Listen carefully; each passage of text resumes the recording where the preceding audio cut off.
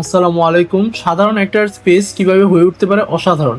দেখুন এই magical transformation, ছোট জায়গা হোক কিংবা বড়, সঠিক প্ল্যানিং আর আধুনিক ডিজাইনে আমরা আপনার ঘরকে দিচ্ছি এক নতুন জীবন।